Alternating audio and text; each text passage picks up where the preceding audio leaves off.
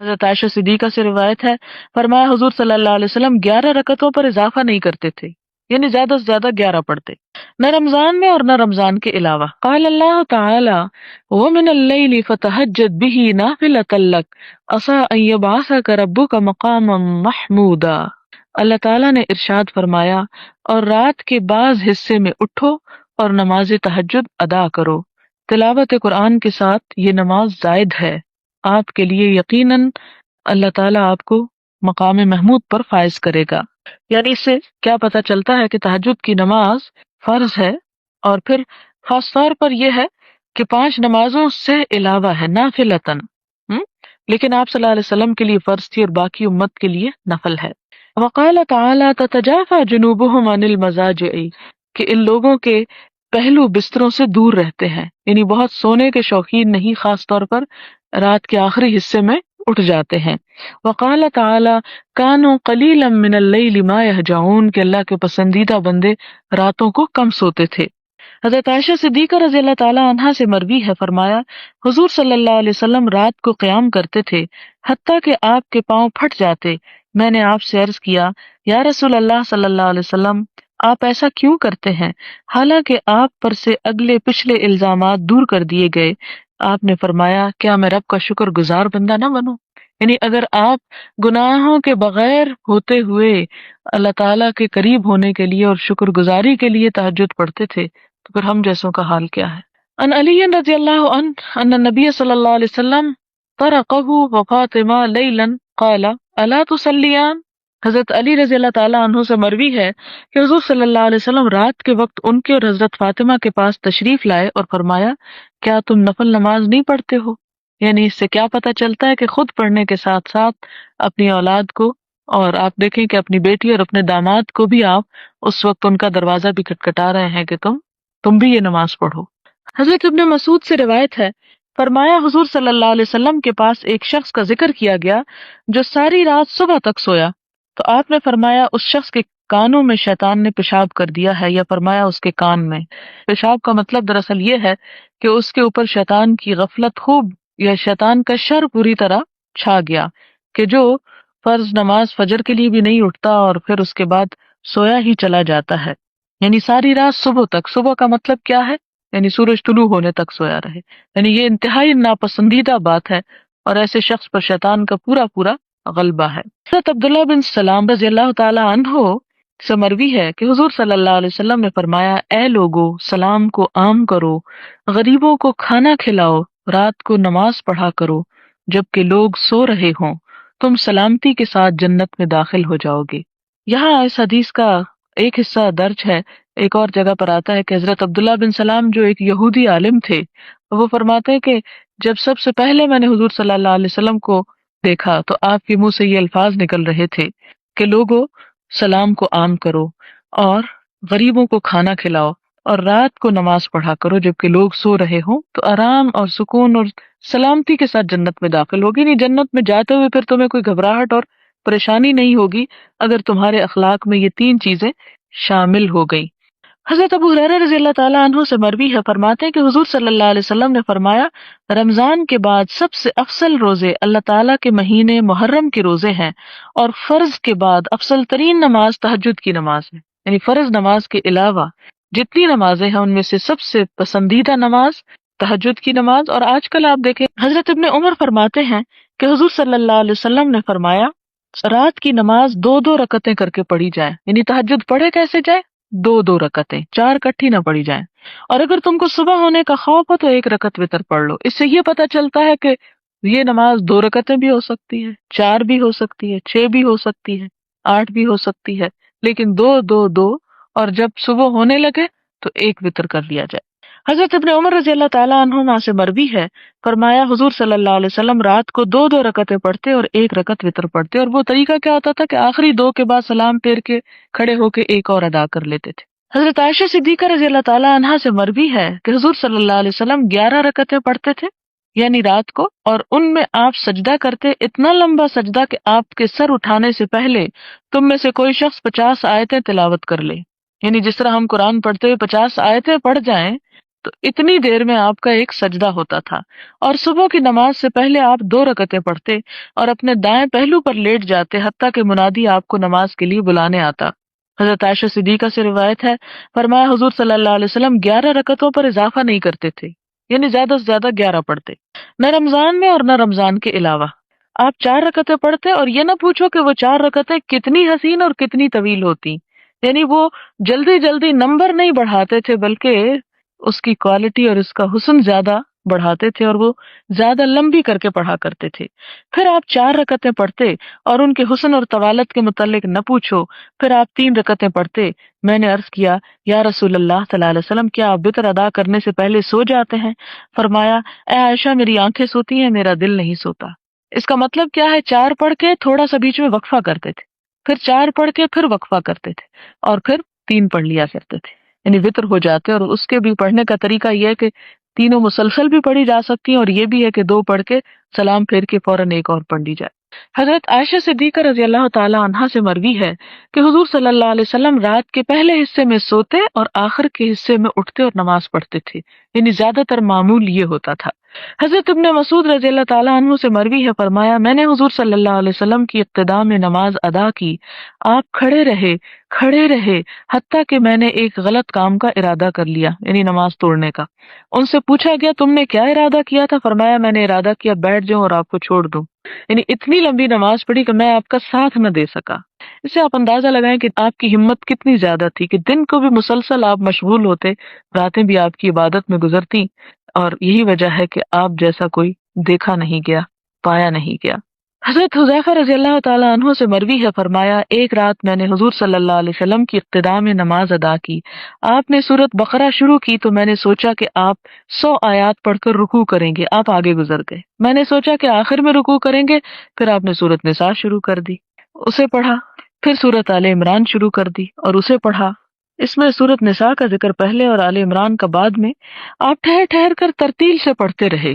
اس سے کیا پتہ چلتا ہے؟ 2 باتوں کا۔ ایک بات یہ کہ ایک پوری سورت جب پڑھی جائے تو اس کی آیات کو آگے پیچھے نہیں کرنا چاہیے، لیکن یہ شرط نہیں ہے کہ اگر سورت البقرہ پڑھی ہے تو بعد میں آل عمران لازمی پڑھی جائے پھر النساء پڑھی جائے، یہ اس ترتیب کو بدلا بھی جائے۔ بہت سے لوگ کنفیوز ہوتے ہیں کہ ہم آخر میں پہلے سورت الناس پڑھ لیتے ہیں تو کیا دوسری رکعت میں قل هو اللہ پڑھ سکتے ہیں؟ بالکل پڑھ سکتے ہیں۔ یہ آپ نہیں کر سکتے کہ مثلا سورت البقرہ پڑھ رہے ہیں تو پہلی رکعت میں آمن الرسول پڑھ لیں اور دوسری رکعت میں الف لام میم پڑھ لیں، تو اس طرح نہیں ہونا چاہیے۔ دوسرا یہ کہ ترتیل سے پڑھتے، یہ نہیں کہ تیزی سے پڑھتے پڑھتے آپ نے یہ اتنا کچھ پڑھ لیا، بلکہ اس طرح پڑھتے کہ جس سے بات سمجھ میں آ جائے۔ جب کسی تسبیح والی آیت پر پہنچتے تو سبحان اللہ کہتے، جب کوئی سوال والی آیت پڑھتے تو سوال کرتے، اور جب کسی تعوذ والی آیت پر پہنچتے تو اعوذ باللہ پڑھتے۔ پھر آپ نے رکوع کیا اور سبحان ربی العظیم پڑھنا شروع کیا۔ آپ کا رکوع بھی قیام جتنا طویل تھا۔ پھر آپ نے پڑھا سمع اللہ لمن حمد ربنا ولک الحمد۔ پھر آپ کھڑے رہے اور آپ کا قومہ تقریباً رکوع کے برابر تھا۔ پھر آپ نے سجدہ کیا اور کہا سبحان ربی الاعلی، اور آپ کا سجدہ بھی قیام کے برابر تھا۔ حضرت جابر رضی اللہ تعالیٰ عنہ سے مروی ہے، فرمایا حضور صلی اللہ علیہ وسلم سے دریافت کیا گیا کون سی نماز افضل ہے؟ فرمایا جس کا قیام طویل ہو، یعنی جس میں کھڑے زیادہ دیر رہا جائے۔ حضرت عبداللہ بن عمرو بن العاص سے روایت ہے کہ حضور صلی اللہ علیہ وسلم نے فرمایا اللہ تعالیٰ کے ہاں سب سے زیادہ پسندیدہ نماز حضرت داؤد علیہ السلام کی نماز ہے، اور اللہ تعالیٰ کے ہاں سب سے زیادہ پسندیدہ روزہ حضرت داؤد علیہ السلام کا روزہ ہے۔ آپ نصف رات سوتے اور رات کا 1/3 حصہ قیام کرتے اور پھر رات کا 6واں حصہ سو جاتے۔ آپ ایک دن روزہ رکھتے اور ایک دن افطار کرتے۔ حضرت جابر رضی اللہ تعالیٰ عنہ سے مروی ہے، فرمایا میں نے حضور صلی اللہ علیہ وسلم کو یہ فرماتے سنا بے شک رات میں ایک سات ایسی آتی ہے جو مسلمان مرد اس سات کو پا لے، مرد سے مراد یہ کہ جو مسلمان انسان اس رات کو پا لے اور اس میں اللہ تعالیٰ سے دنیا یا آخرت کی کسی بھلائی کا سوال کرے، اللہ تعالیٰ اس کو وہ بھلائی عطا فرما دیتے ہیں۔ اور یہ سات ہر رات میں آتی، یعنی ہر رات میں قبولیت کی ایک گھڑی آتی ہے جو انسان کی دعا کے موافق ہو جائے تو وہ چیز انسان کو ضرور مل جاتی ہے۔ حضرت عائشہ صدیقہ رضی اللہ تعالیٰ عنہا سے مروی ہے، فرمایا جب حضور صلی اللہ علیہ وسلم رات کو قیام فرماتے تو آپ 2 مختصر رکعتوں سے نماز شروع کرتے تھے، یعنی پہلی 2 رکعتیں ہلکی ہوتی تھیں، پھر اس کے بعد آہستہ آہستہ طویل کر دیتے۔ حضرت عائشہ صدیقہ فرماتی ہیں اگر تکلیف یا کسی اور وجہ سے حضور صلی اللہ علیہ وسلم کی نماز تہجد قضا ہوتی تو آپ دن کو 12 رکعتیں پڑھ لیتے تھے. یعنی بعض لوگ جو اٹھ نہیں سکتے تو وہ قضاء کے طور پہ پڑھ سکتے ہیں، لیکن اصل نماز کا جو اجر اور ثواب اور جو سب اس کے ساتھ فضیلت اور برکت ہے وہ رات ہی کو پڑھنے کا ہے. حضرت عمر بن خطاب سے روایت ہے کہ حضور صلی اللہ علیہ وسلم نے فرمایا، جو شخص اپنا وظیفہ یا اس کا کچھ حصہ ادا کیے بغیر سو جائے اور اسے فجر اور ظہر کی نماز کے درمیان پڑھ لے تو گویا اس نے رات ہی کو اسے پڑھا. یعنی اگر کسی کی کسی خاص عبادت کا معمول ہے رات کے وقت کرنے کا اور رات کو نہیں کر سکا کسی وجہ سے، تو وہ دن کے پہلے حصے میں یعنی فجر کی نماز اور ظہر سے پہلے پہلے اسے کر لے تو اس کا پھر ایسا ہی ثواب ہے جیسے رات کو کرنے کا.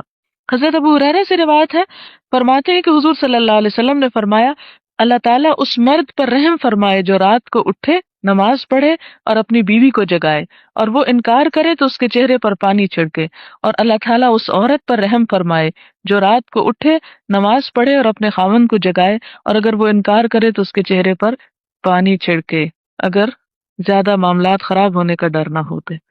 حضرت ابو ہریرہ اور حضرت ابو سعید رضی اللہ تعالی عنہ سے مروی ہے کہ فرماتے ہیں کہ حضور صلی اللہ علیہ وسلم نے فرمایا، اگر مرد رات کے وقت اپنی بیوی کو جگائے اور دونوں نماز پڑھیں یا صرف مرد 2 رکعت پڑھے تو مرد کو ذاکرین اور عورت کو ذاکرات میں لکھ لیا جائے گا.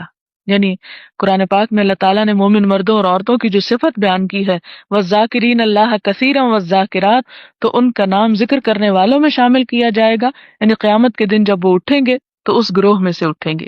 حضرت عائشہ صدیقہ رضی اللہ تعالیٰ عنہا سے مروی ہے کہ حضور صلی اللہ علیہ وسلم نے فرمایا، جب تم میں سے کوئی شخص نماز میں اونگنے لگے تو اسے چاہیے کہ سو جائے حتیٰ کہ اس کی نیند ختم ہو جائے، کیونکہ اگر تم میں سے کوئی شخص اونگتے ہوئے نماز پڑھے گا تو ممکن ہے کہ وہ اپنے لیے دعا کرتے کرتے اپنے آپ کو گالیاں وغیرہ دینا شروع کر دے، کیونکہ جب انسان کی نیند کا ابتدائی حصہ ہوتا ہے تو بعض اوقات اس کے منہ سے ایسے الفاظ نکلتے ہیں جو بالکل الٹ ہوتے ہیں اس سے جو وہ کہہ رہا ہوتا ہے.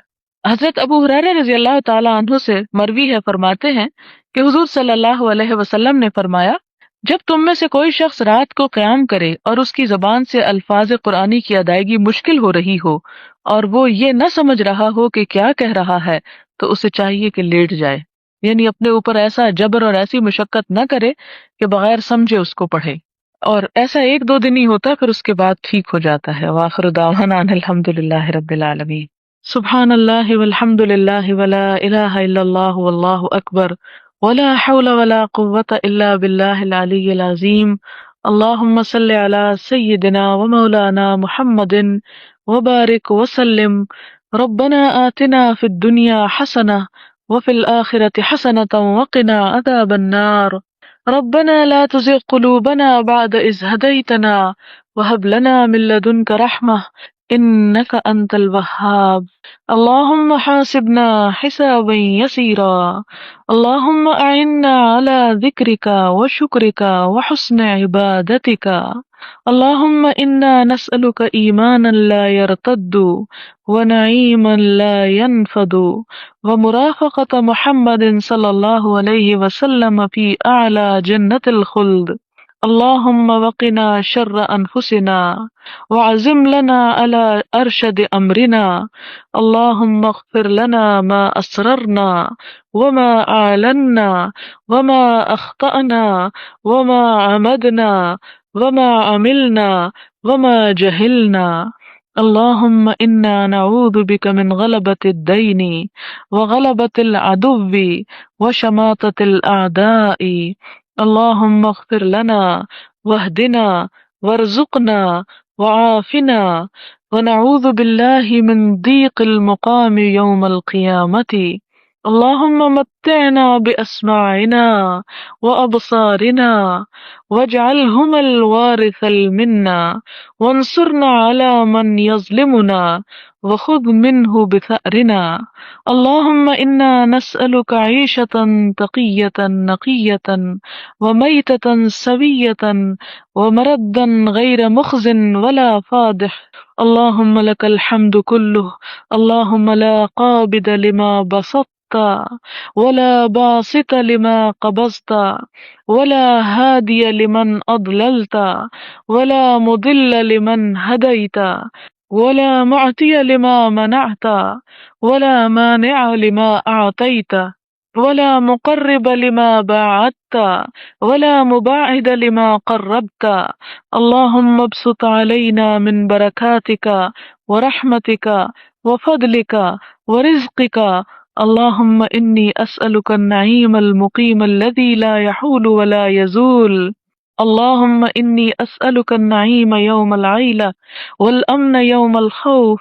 اللهم إنا نعوذ بك من شر ما أعطيتنا ومن شر ما منعتنا.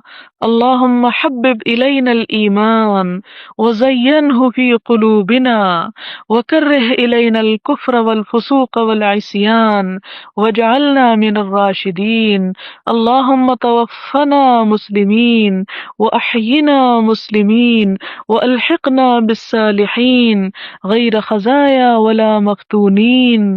اللهم قاتل الكفرة الذين يكذبون رسلك ويصدون عن سبيلك واجعل عليهم رجزك وعذابك. اللهم قاتل الكفرة الذين أوتوا الكتاب إله الحق آمين. اللهم اغفر لنا وارحمنا واهدنا وعافنا وارزقنا واجبرنا وارفعنا. اللهم زدنا ولا تنقصنا وأكرمنا ولا تهنا وأعطنا ولا تحرمنا وآثرنا ولا تؤثر علينا وارضنا وارض عنا. اللهم أحسن خلقنا كما أحسنت خلقنا. اللهم ثبتنا واجعلنا هاديا مهديا. اللهم آتنا الحكمة التي من أوتيها فقد أوتي خيرا كثيرا. اللهم صل وسلم على نبينا محمد وعلى آله وأصحابه أجمعين ومن تبعهم بإحسان إلى يوم الدين. سبحانك اللهم وبحمدك نشهد أن لا إله إلا أنت نستغفرك ونتوب إليك. والسلام علیکم ورحمۃ اللہ وبرکاتہ.